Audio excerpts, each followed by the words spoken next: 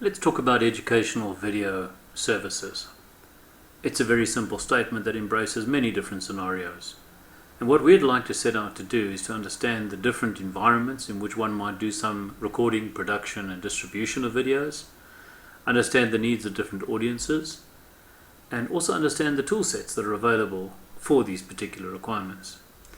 So what I'm using as a set of tools essentially is a product here which is called Realtime Board. It's cloud-based, enables collaboration, and it's an infinite whiteboard.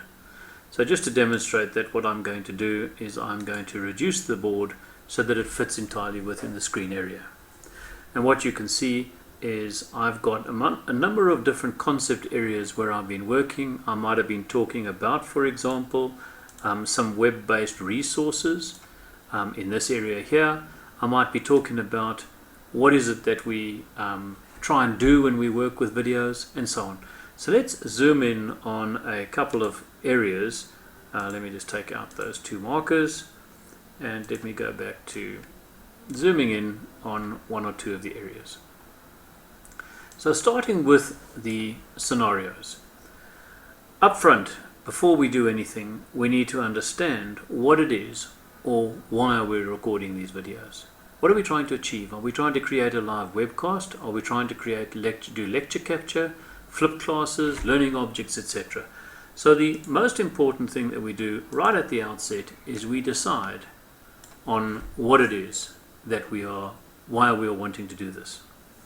The second thing that we need to do is we need to understand the audience. So who is it that we're actually targeting? And here we talk about the scale. It has implications from a cost perspective, affordability perspective.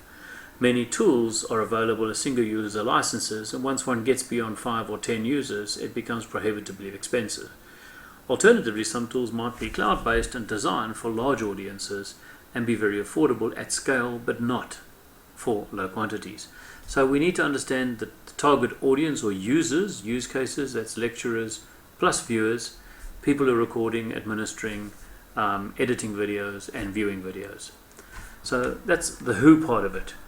And then we look at it and say, well, okay, let's have a look now at where are we going to be doing this. Are we doing this in a class scenario, for example over here? Are we doing this in an office or workspace? Are we doing it in the field? In other words, do we want mobility? Do we have fixed conditions? Do we have good lighting? Do we have good sound recording capabilities? Are there distractions? We need to understand the actual capture environment. But the same is true in terms of a viewing environment. And if one is viewing in class or on campus, this obviously has implications from a network availability point of view. But what about off campus? What about considerations where if you're presenting video material, who's paying for the data? Who's paying for the bandwidth access? Is it affordable in a developing country?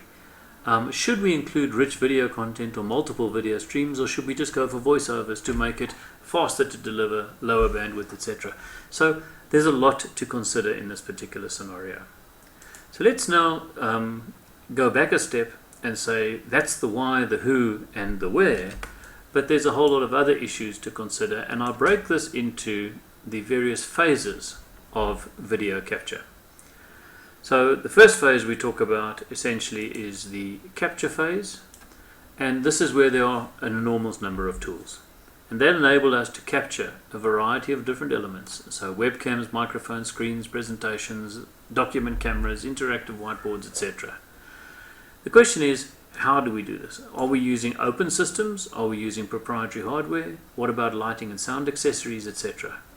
Do we want to edit, crop, splice after having captured? In the production phase, what is it that we wish to do? Do we want to add annotations or captions? Do we want to integrate this with other content? Content, for example, in the form of quizzes, surveys, assessments. Do we want to interrupt the video to make it engaging? So we need to look for tools that address our actual production requirements, which ultimately come to play once we've shared and they're being used by the viewers.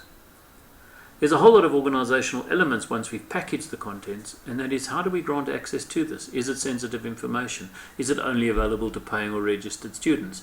Is it on a public or a private platform? Where do we store it? What's the cost of that storage? And how do we make sense of the content in terms of being able to, for example, provide index search capabilities within videos to find the content and reduce the cost of access?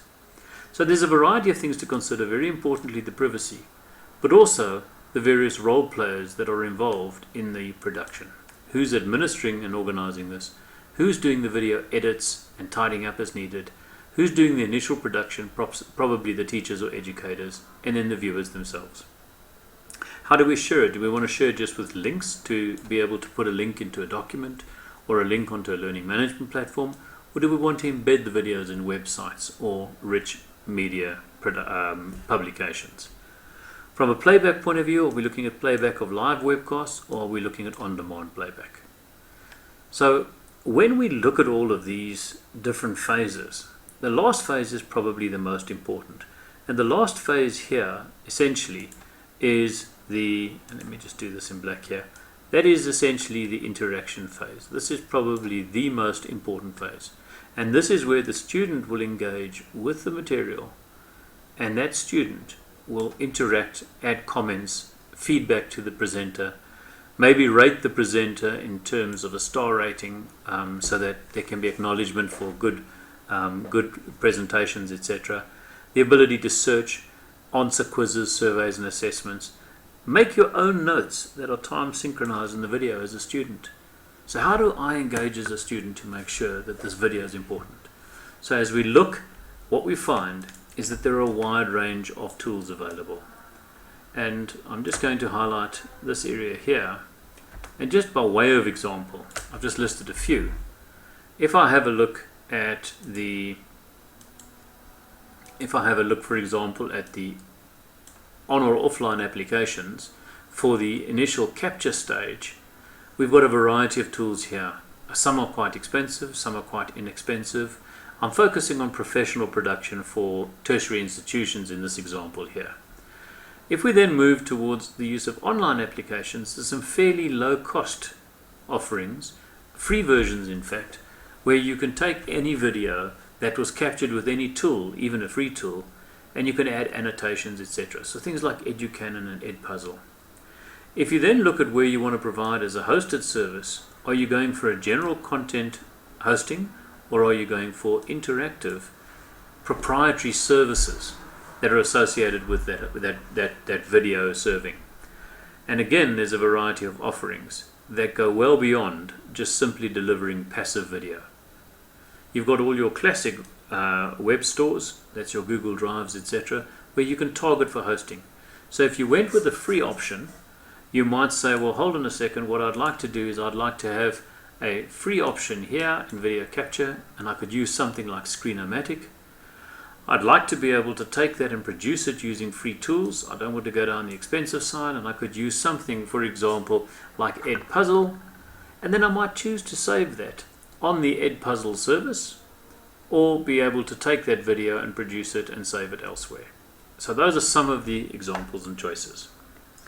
If I then have a look at some indication of commercials, this might position for you. If I look at things like Panopto, which is in the Magic Quadrant with Gartner, there you're looking at in the region of a starting price of about $10,000 per annum.